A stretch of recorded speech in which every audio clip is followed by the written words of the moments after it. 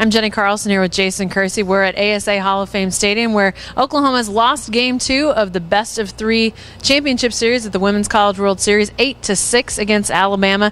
Jason, this game got off to sort of an auspicious start for Oklahoma. They score a run early, but then Bama comes back with 4 in the second, 4 in the fourth. How did Oklahoma get into that predicament? Well, in the second inning, you have 2 errors. You have 2 hit batters by Kalani Ricketts. Very uncharacteristic for her to be that wild and to be that off.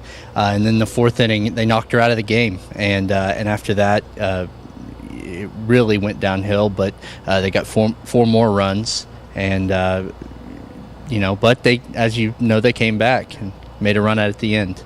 Yeah, 8-6, obviously. They scored some runs, and they all came in the 7th inning.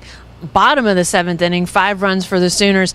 Jason, what does that mean for this team? I mean, they still lose. They still are forced into a must-win situation in this third game tomorrow. But what do those 5 runs in the 7th mean from what you saw? Well, it means that they didn't quit, and that's something Patty Gasso's talked about this entire postseason, is how poised this team is under pressure.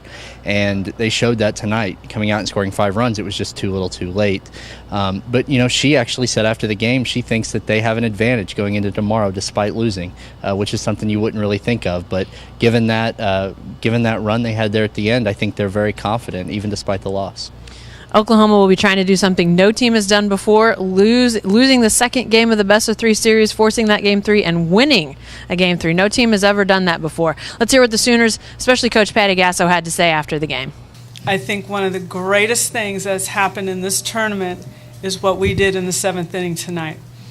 Whether we won or lost, the message that we sent and the confidence we brought, probably one of the most proud moments I've had with this team in not quitting. And they scored 5 runs off of one of the best pitchers in the country, saying we're going to be back tomorrow, we're going to put it all out on the line, we're going to make adjustments in every way, and we're going to compete our rear ends off for a national championship.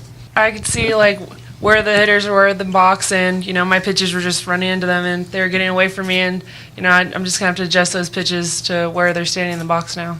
We know Kalani's mindset going into all of these College World Series games, and we know that she's going to come ready to play and ready to fight for her team just like we're going to fight for her.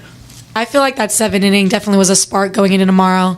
I feel like although we didn't win the game, we are coming out, taking hacks, not going down without a fight. And I mean, that's just what we've been doing all year. So we just got to go in with the same mentality that we went into that 7th inning with, and hopefully it happens for us. Oklahoma and Alabama will go at it one more time Wednesday night.